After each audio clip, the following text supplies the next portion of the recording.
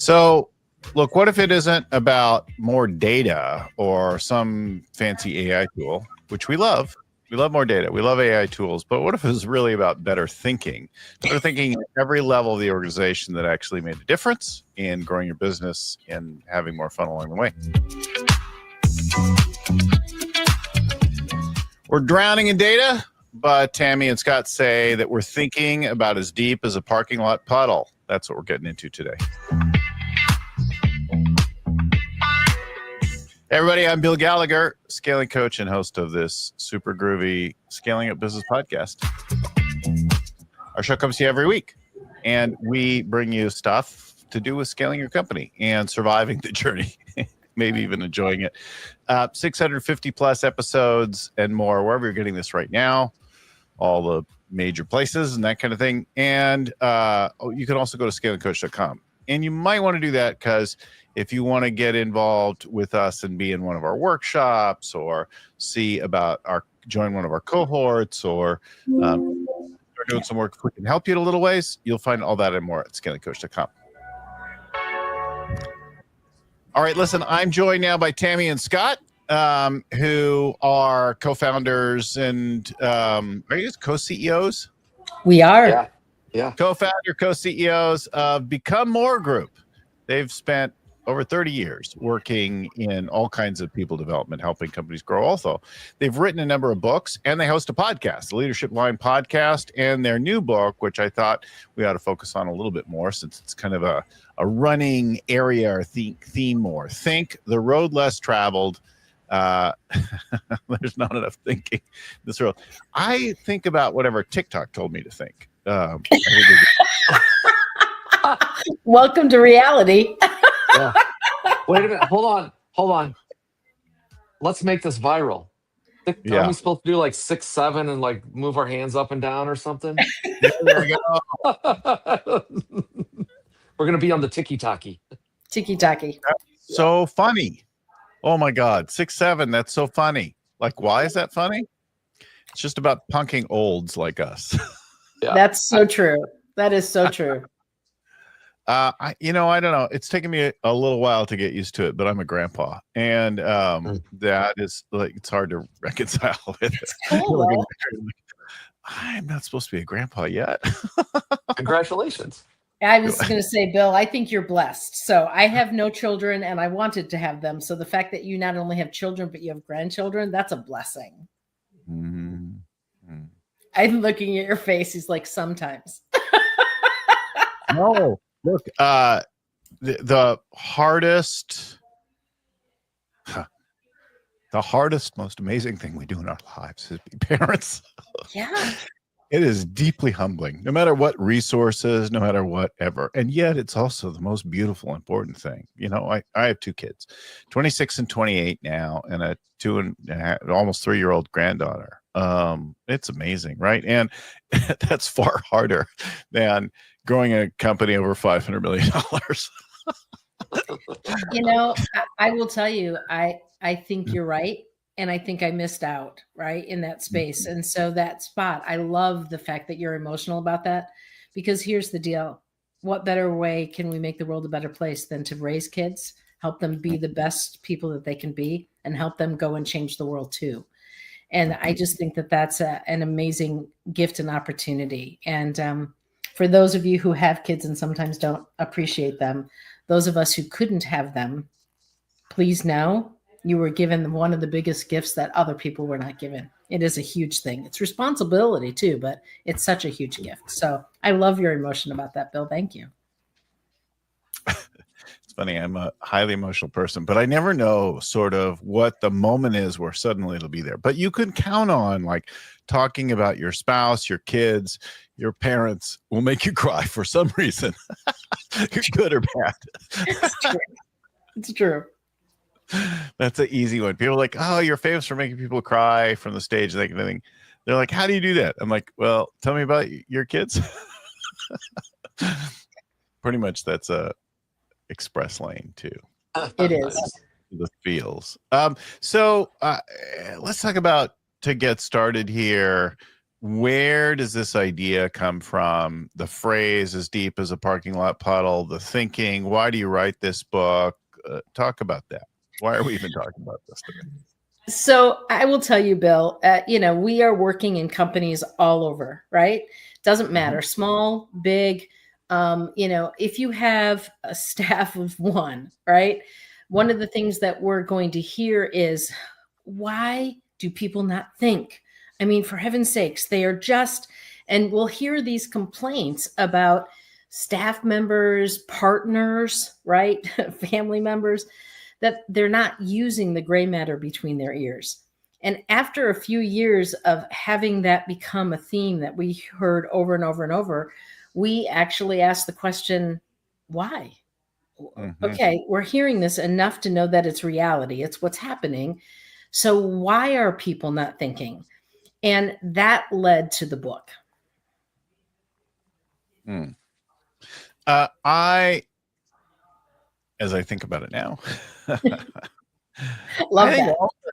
all of us think we're thinking, right? And yet we read something and then we call our people in our life, our employees, our coworkers, our spouses, our kids, etc. And we're like, what about this? And without taking the time to think about it. So I think we think we're thinking, and sometimes we are, but a lot of times maybe we're not. And so what you're talking about is really the premise of the book. And it's looking at, we talk about different people, and some people, and I'm sure the listeners know, as soon as you were like, oh, I read this and I reached out to my coworker or my spouse or whatever, I immediately thought of Steve, who we lovingly call Soundbite Steve. I hear a nugget of information and I assume I know everything based on the headline or based on the subject of the email, or I skim it and I'm just hearing bits and pieces. And we call that thinking. But really it is regurgitating a chunk of information without the full context. And that's a cognitive bias. Now, those are big words, but think about this for just a minute. Do you have anybody in your world that literally you like, hey, we need to, and before you even get that out of their mouth, they are running and getting it done. Okay. We call that person running Rodney. All right. Soundbite Steve is the person who reads the headline, gets a bit, and then thinks that they know everything about it. Echo chamber Evelyn is the person that only listens to, reads to, and considers things that they already agree with, right? We have jumping Julia, who jumps to a conclusion. They hear something and they jump very quickly to a conclusion. Those are all things that our brains, right, do naturally. And we evolved this way because there are good and solid reasons for us to not think, but for it to shortcut, to get us there faster so that we can move on. And that's a good thing sometimes. But when we overuse it, it means that we're not thinking.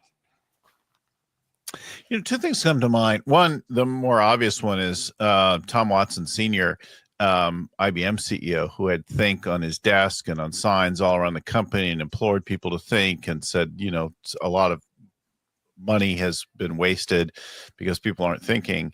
And you're right, like having a thought and thinking are very different things. Having a thought comes to you almost instantly. And especially, look, I'm smart and articulate. And I know like those are core things I've relied on to survive in my life, to navigate my life challenges. And yet they get me in so much trouble, right? Because I jump to conclusions, because I start acting before I've thought it through, and they serve me well in some regards and they get me in trouble in others. So I probably do a lot of those. And I bet others in our group do the same thing. And I'm smart enough that I'm usually fairly right. Close, more right than not. I'm smart enough that it works. And yet the little bit that I'm off bites me in the ass again and again. And for me anyway, cost me relationship.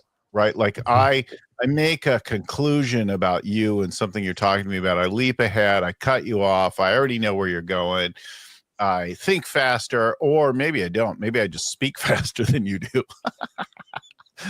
and then our relationship is now damaged because in your world you got cut off, interrupted, suppressed. You weren't allowed to speak and be appreciated, and like, so the relationship and the 5% that I got off, maybe, or more in some cases, maybe I'm way off base. Like it's so damaging.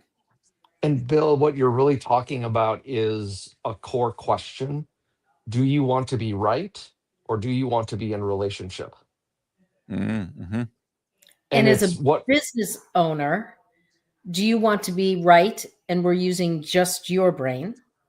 Mm-hmm. Or do you want to actually tap into the potential brain, the gifts and the experiences and the understanding of all the other people, whether they are your employees or whether they're partners that you are working with? Or are you just going to rely on you? Mm-hmm. Because here's the deal. You're only going to be as good as the brain or brains that you let play. And I think sometimes people like you, Bill, okay, so you're fast, you're quick, you know stuff, all right? But what about the stuff that other people know? What about another perspective? What about that thing that you don't know, that if we had added that to the mix, we could have actually taken that and made it a better idea? Because sometimes we think there's only one good idea, and that's just a fallacy. That's just not true. Right. Yeah. There are many, many options. And what happens is we get, and I'm thinking of our first staff member as we were growing. Yes. And this staff member was actually our first two staff members. They were going to do a leadership development at a company. And they said, the person who was going to be traveling was, I don't want to have to carry a bunch of materials, so I want you to ship them. So, well, of course, Tammy and I are advising, hey, just think about that. What's the impact? What's the risk? They're like, no, it'll be fine. It'll be great. So we're like, okay. So they, of course, don't print them in time. So then they express ship them, which, of course, now you're paying a premium to express print and express ship. And you can probably kind of figure out where this is going. The person arrives and they cannot find the package. And so, now they have to go express print again at an even higher premium at a 24-hour service. Mm-hmm. And they didn't rent a car because they didn't want to drive a car in the big city and all these other things. And we did this class. I think it was 8 or 10 people, leaders in it. And it cost over $1,000 to print the stupid materials. Now, I'm kind of furious about it. Mm-hmm. And of course, I kind of want to chew some ass a little bit. And Tammy and I talk about it. It's like, okay, no, that's not helpful. And yes, I know I was right. And they need to learn. Mm-hmm. So we spent some time. Let's analyze this. How much would it cost you to have bought a suitcase and put them in a suitcase and checked the bag? Mm-hmm. They did the math. Oh, maybe $100, couple $100, because we could have bought a really cheap suitcase at Walmart. It would all fit in one suitcase. I said, okay, how much did you spend? All right, when do you need to, right? And we just had a whole conversation. And I can guarantee you, neither of them will ever make that mistake again. And then it's, to me, the thinking part is, all right, you went through this pain. You went through this learning lesson. Where else do you apply this learning? That is moving it from the lizard part of your brain, lower cognitive function, to the higher cognitive function in your brain. And it's okay that they made the mistake up front, okay? Because we're going to still make some mistakes. But the question in this space is, if we're going to have the pain, let's have the gain. And the gain in that spot is asking the growth questions. What worked? What didn't work? What are we going to do differently next time? So we're not always going to pre-think the right way. I'm okay with that. Making mistakes is not like the world's worst thing in the world. However, if it is not working for us, if we don't take the time to think it through, at least then, to get the learning lesson, then there's no gain from that pain. There's just irritation, right? And the repeating of that particular mistake. And so when Scott's like, they're not going to make that mistake again. Well, it could be because Scott's mean and nasty and he's looking at him and making him right. Or it could be that they thought it through and we didn't tell them the solution. They started figuring out solutions. And when they came up with their own solution that actually got the outcome that we were looking for, getting the materials to those students in a way that doesn't cost XYZ number of dollars, then that's their solution. And that's a solution because they came up with it. The research tells us that they will remember it, 95% chance that they will then remember that and not make the mistake again. And so that's a way to think, right? It's great if we can do it ahead of time. If we didn't, we still have the opportunity to think afterwards and learn and retain it. And it's almost thinking three-dimensionally. So I need to think about the impact of this mistake I made, and I need to learn from that. That's thinking dimension one. Two is, how do I make sure I don't repeat that problem? To me, the third and most mature thinking is, how do I apply that learning lesson in other areas of my life or other areas of the business? Because it's not about just training materials. So let's fast forward that story. We do a lot of conferences. And when we do conferences, we actually have a booth, like most people, right? Well, we can ship that booth. And if we ship the booth, it's about $3,000. Okay. But there's this really interesting thing we can do. We can put that booth in some cases. And since we're taking 2 people to the conference, if we get on a flight and we actually go first class, and we're on like Delta or United, any major airline, and we go first class, you get to bring 2 bags with you, okay, that you can actually check. And you can check them up to 70 pounds, and it doesn't cost you anything extra. So we take 2 people, we take the booth. The booth is 3 or 4 bags that weigh about 60, 70 pounds. We put them through. It doesn't cost us anything. We fly first class because that's what you have to do to get that benefit. And then we carry on our own personal luggage because you get to do that too. And all of a sudden, instead of spending $2,000 or $3,000 to get the booth there, we actually get to be in first class, drink a little bit of wine, get a little bit of a snack, don't have that extra charge. I'm comfortable. I get to the conference and I'm having a good time, and we save the company money. That's the learning lesson. The third thing that Scott talked about in terms of, I took this learning lesson and I applied it over there. You know, it's funny when you share this, I hear from a couple different, do you still hear me okay? Yeah. Funny, I sound weird to myself. Bill, we're not saying you don't sound weird. We're saying we hear you. Welcome to our humor, Bill. Yes. And thanks for coming. And this podcast will now never air. That's a first where somebody throws some shade at me. So I think first, like when a plan or an idea is taking shape, the first conversation that doesn't happen. So we automatically think about how it's going to be great, like whatever our plan or idea is. And the less comfortable question is, what's most likely to go wrong, and how could we anticipate that or deal with that? And I think that one is one that we're reluctant to do. And when people ask it of us, we're like, what are you trying to take down my idea? That kind of thing. I know I frequently get that way. And when I ask it of other people, they get defensive. No. I want your idea to be successful. So I want to consider, what are the ways that it's going to screw up? I want to think about that. So we head them off now. So we avert that before it shows up, that we get in there and we make sure that we don't have that going on. So for me, that's the first question, is anticipating ahead of time. What are the ways that this could go wrong? Now, you're talking further about optimizing it. Like, how could we like think this through? What are all the different ways that we could do that like that, right? Like, and then you talk about the learning of it, and the learning of it in a couple dimensions. One is, so what happened, right? Like, it went wrong.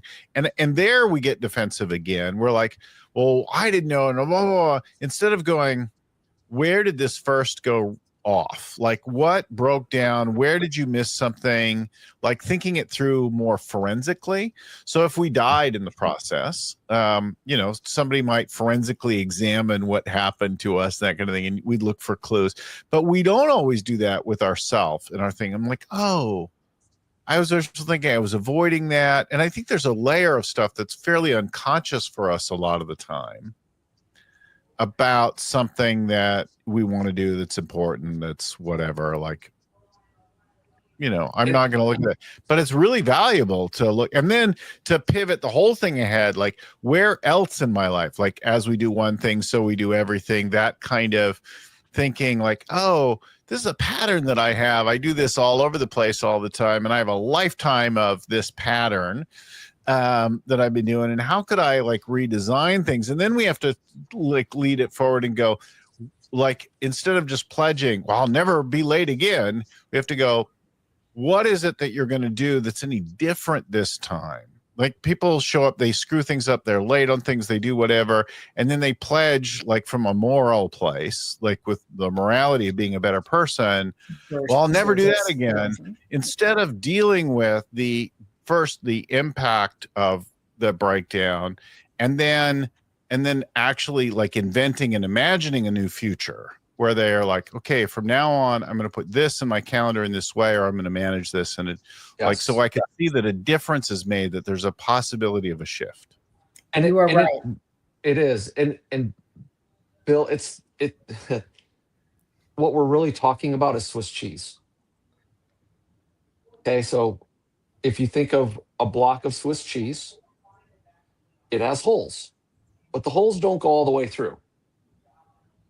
So when something weird happens, what has happened is, if you've sliced Swiss cheese slices, those slices, each slice is a process or a place in your business where, yeah, you should catch or see those things, or your life, or whatever that is.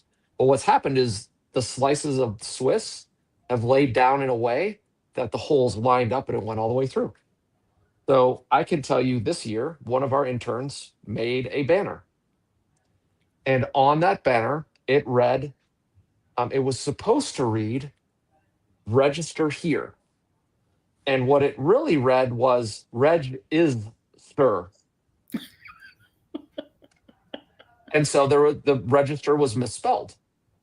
Now, of course, we make it. And when we set it up the first time, it's misspelled and it's noticed right away. And I'm like, how did we just spend $1,200 on a banner for a booth and not see this? Well, when you go back and you're like, oh, well, they made it, they didn't catch it. Mm-hmm. I looked at it and I said, oh, yeah, that looks great. But in my mind, I don't check spelling, because I'm looking at, does it have the look we want? Mm-hmm. I didn't catch it. Then we sent it to the printer. Printer didn't catch it. They sent us a proof. We signed off on the proof. We got it. We didn't put it together or look at it until 3 days before we were leaving for the conference, and we had it in our possession for 2 weeks. So when we unpacked that, there were 6 opportunities for us to catch that, and none of them caught it. Yeah. So we could go beat up the intern. Yeah. Which is not helpful. Poor guy's already beaten himself up because he feels horrible that this happened. And for me, it was so funny, because when we mentioned it to the printer, like, hey, how fast could you do it? They're like, that happened, really? They made it for us, rushed it to it. We had it in 2 days, and they didn't charge us again. They absolutely should have. Mm-hmm. Yeah, but they feel like it's what happened. Yeah. Yeah. Yes. And what happens is we go back to the, hey, intern, you did this wrong. Yeah. And we don't look at what all happened in that. Where else Right. could we have caught that along the way? Yes. It's funny. The best way to find a lot of things like that is to read it out loud. Slowly read it out loud. Right? Yes. And yet sometimes our brain even fills in the gaps and we can read things wrong. Yes. Well, and that again is our shortcut, a brain shortcut, which is another reason why aren't we thinking? Because our brain shortcuts things because time is critical to us, right? Speed and is rewarded. Yes. And it's rewarded at work, but it's also rewarded in our life, right? I mean, how many times have you had that intuition that something something bad is going to happen, and then you ignore it, right? And then it happens. And if you just listened to yourself, but we have taught ourselves to not, right? We've said, oh, I'm imagining things or whatever those things are. That comes back to another book that has been written called Blink in that space, where it's like, hey, there's things that we know. And we need to pay attention to them, but we don't slow down to pay attention to them. We rush past them for many, many, many reasons. And this piece, right? We also think, and this is a fallacy, that there is one right answer. Like if we could figure out the right, perfect answer to whatever this thing is, then we don't have any of that downside. We don't have any of the problems that we have to deal with. There has to be a perfect answer. And the answer is there isn't. There are many ways that we could go and achieve whatever it is that we want to achieve. But there's usually a downside with it. So you were talking about kids. There's an upside of kids, right? Think of all the upsides that you have had with your 2 kids and with your grandchild, right? There's an upside, but there's a downside. Okay. For many years, I tried to figure out how to have kids without having the downside of having kids. Okay. It doesn't happen that way, right? You get the good and you get the bad. It's a package deal, right?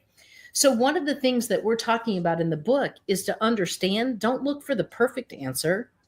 Look for the result that you want that has the least amount of pain associated with it. And then go to your question, which is, how do we minimize that pain? How do we minimize the issues in that so that when I implement my solution that I've come up with, I'm already doing stuff to minimize the things that I don't want to have happen. So in an organization, hey, we're going to make a change. We're going to take this division and we're going to send it over, then roll it out and have them run that thing independently. Great. It's a great thing. But there's going to be a whole lot of people that aren't happy about that. There's going to be a whole lot of things that have to change in that spot. So let's think those things through, figure out how to get the best out of it, and then deal with the pain that comes with it. And that's looking at those options and analyzing the options, not just looking for one right answer. So what are the top 5 options? And what's the upside and the downside of each of those options? And that has to do with speed and outcomes and all sorts of things. Then choose the one and then deal with those things that aren't great about that option, because there is no perfect one right answer. You know, it's funny. I have a lot of friends who are like, there is a correct answer. There is a right choice. There's a perfect thing. And I kind of live in a world more informed by a really ancient story of the blind men and the elephant that you maybe know, but is not super well known in the United States. It's so for the audience, there's a group of blind men who are led to see an elephant for the first time, and see, you know, with air quotes, would be to lay their hands on the elephant. And they each lay their hands on different parts of the elephant, and then they describe what they see. And, you know, the one holding the ear and holding the tusk and holding the snout and holding the tail and putting their hands on the side, and they all describe vastly different things. They're all 100% correct, right, in with what they see, but they see different things. They see different parts, and I think about that often. And I love to tell, it's a very ancient story, but they of course come to blows eventually, fighting each other over their competing views of reality. And we do this and we think that there's like a right answer, one possible way, but we live in an infinitely complex universe with dimensions we probably can't even imagine. And then we fight over our view of reality, in many cases with actual weapons, in our view of what needs to be and where the future is going, and our wrongs and things like that. And then and look we pick a particular path, and then, with or without kids, or to go high or low, or to whatever the hell we're going to do with our business, hire this person, don't hire that person. And you'll never know. Like, you'll never, ever, ever really know if it was right or wrong, or what the other possible universe would have looked like where you chose differently. And you'll never really know, like, even if it felt catastrophic, what that opened up and the value of that, like, beautiful thing, like, boom, I had a relationship that went bad. I went through periods. Then I met my wife, and then we had challenges, but then we had our kids, but then we had challenges, but then, on and on and on. Like, who the hell knows? Like, you. And so, why do we even have this thing that says right or wrong? Okay. Yes.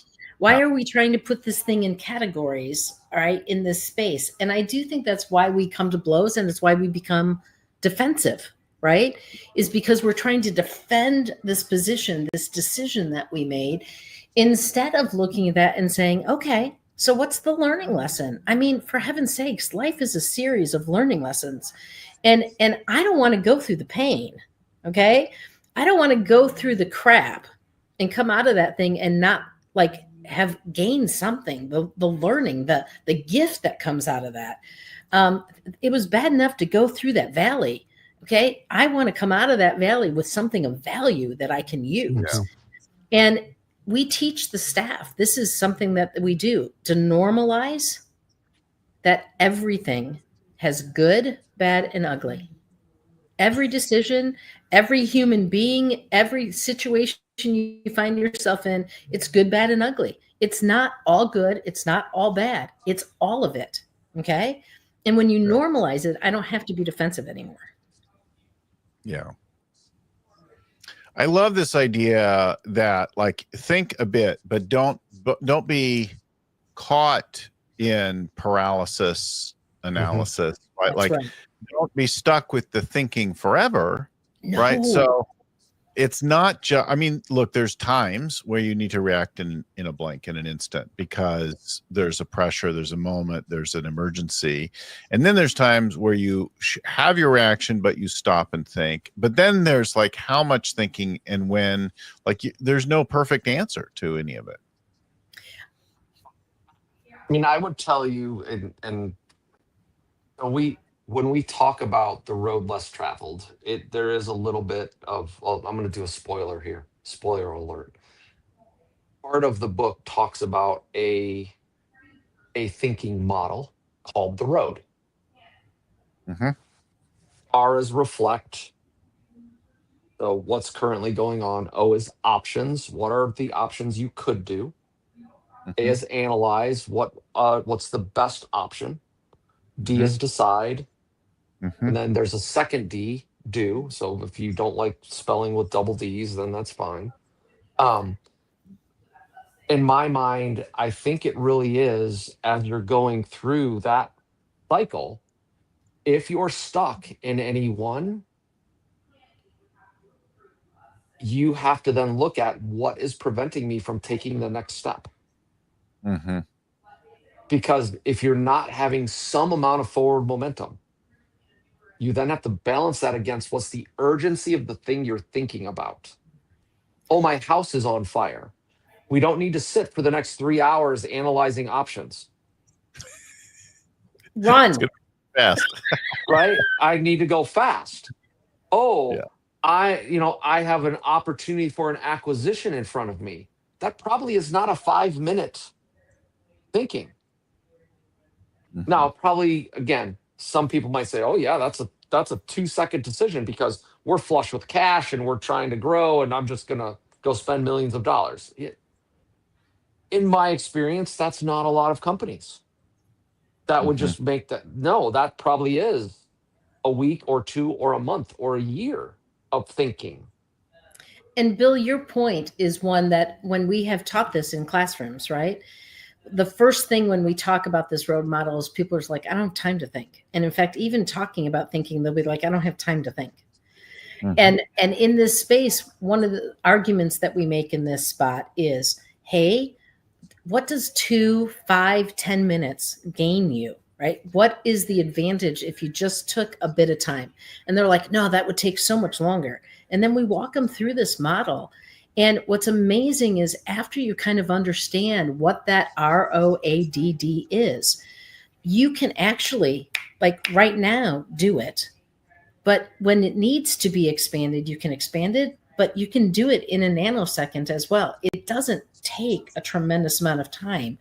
What it really is just going, I need to take what's already going on and put it in a system that allows me to be able to come to a decent conclusion at the end that isn't just a reaction.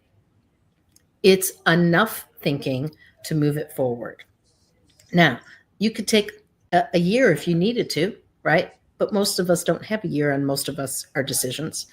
But do you have 5 minutes? Right? And what will that 5 minutes get you?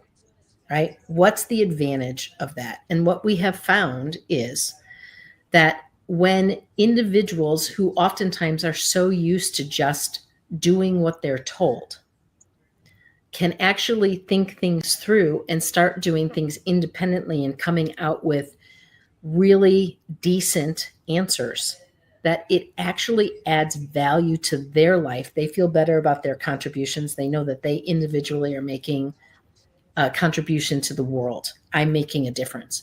It also expands the organization's value because now we're not just relying on the top of the organization to make the decisions, to think things through, that we can expand that throughout the organization.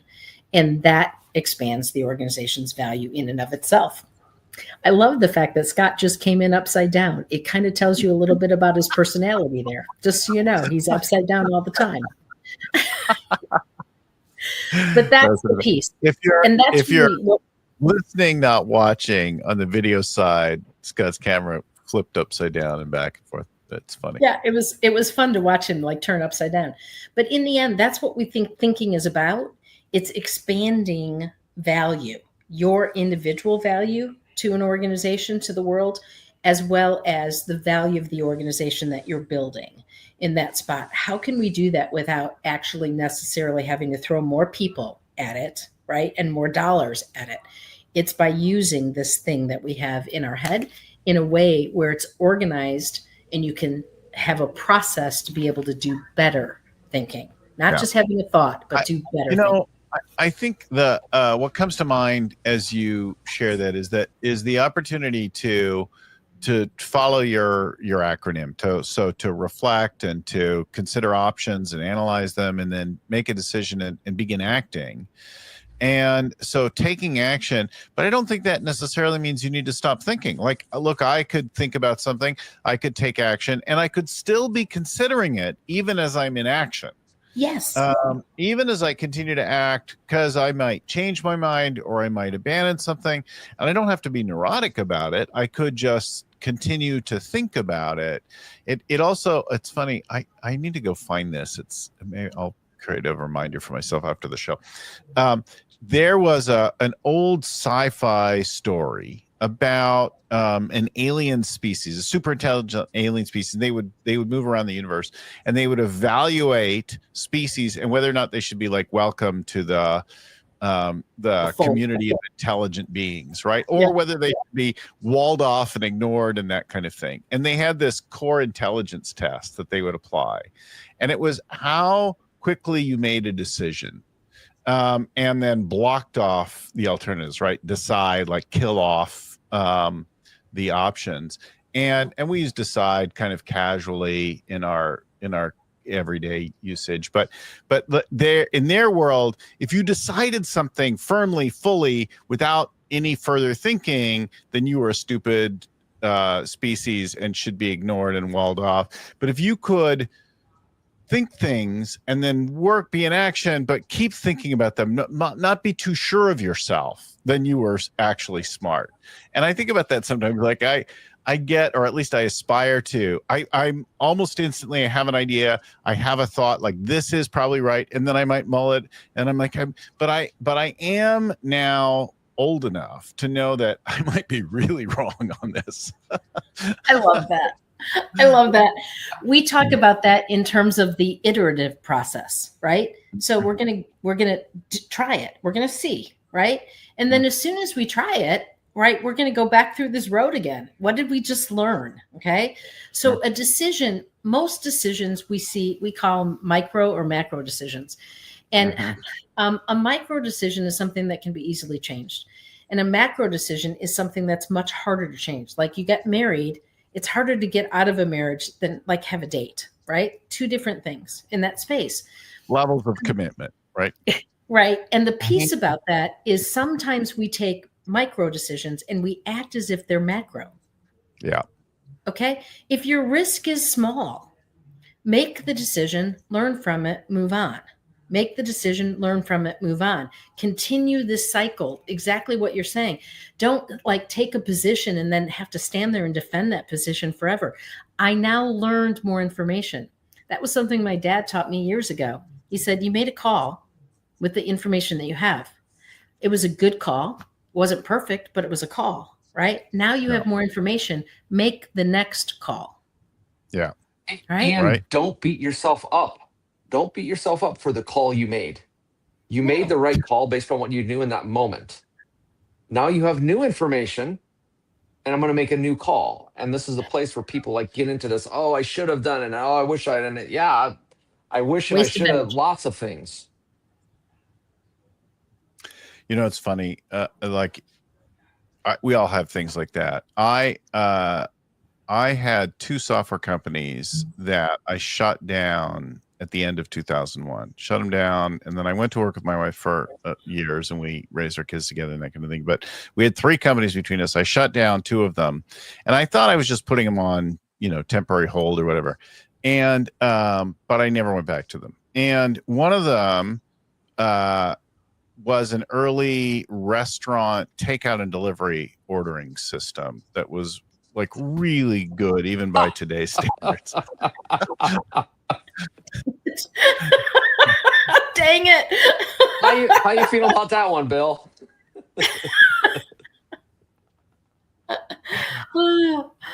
I think about it and I'm like, wow, there's a lot of money to be made there that was left on the table. I shut it down and I just never went back to it. And then, and then mobile devices came in and locations and a lot of things got a lot easier and all kinds of aspects of it. But if I had stuck with it, right, what would that have been worth? On the other hand, I've been married for 31 years and by working together, we kept our family together. And, I raised two amazing kids and we have a granddaughter now. And my son's gone on to build, one of the big AI tools in the world and is now working for the next big company and like amazing things. Like, who knows? Or maybe I'd have stuck with it and I'd have done a terrible job and bankrupted us. And my wife would have left me because I was a workaholic or, and then my greatest fear always was like to be a weekend dad, right? Like, so who knows? I love that perspective because here's the piece. We think that there's one definition of what success looks like, especially in this country. And oftentimes that's about financial gain. Okay. But first of all, Bill, your definition of success is yours. And you should think about what does that really mean to you? Scott's definition of success is his and mine is mine. And in this space, it's looking at this and saying, hey, I am going to follow my value set for that definition of success. And I'm not going to feel bad about opportunity lost as long as I continue with my true north. Whatever that true north is for you. And that is what you want in your life, your definition of success. And yeah, we might miss some opportunities along the way, but if we keep our eye on true north and keep going for it, eventually we will get what we said was important to us. For you, a happy marriage, a happy family, kids that are independent and successful, right? A place where you have relationship, that sounds like it's for you, the right thing. And even if you'd gained all that other stuff, you might not have gained what you really wanted, what your heart really wanted. So any business owner, I don't care. Okay. You can be a solopreneur, and that could be the thing that brings you joy. And everybody in the world is telling you, hey, you need to build a business. And you're like, it sounds good, but I like this lifestyle that I have. Great. Go with that. Don't listen to everybody else. Listen to you. Yeah. Right. And that, by the way, is good thinking. Listening to you, yourself, that's good thinking. Well, hopefully we made you think a little today. The book is Think, The Road Less Traveled. Scott and Tammy, hosts of this show, their show, the Leadership Line podcast, their book, Think, The Road Less Traveled, and their website, becomemoregp.com is the place to go find out about more of these guys, see what work they do, and if it sounds like it's fit for you, check them out. If you want to find out more about us, join our coaching cohort, talk to me about growth for your business, whatever, scalingcoach.com. Like, subscribe, share this episode, do all that kind of thing wherever you're getting it right now. And go to scalingcoach.com, find out about we put on a workshop about every month for people just getting started. We have cohorts, we have coaching, or you can just do an assessment with me. I'll give you our questionnaire and talk about the different pathways that you might grow your business. Hope that's helpful. Thanks to Wanda and Anna, who get our show ready and produced every week, and to my friend and mentor, Vern Harnish, who created this whole scaling up framework, without which none of this would have been necessary. I thank you all for watching, for listening. Until next time, keep scaling.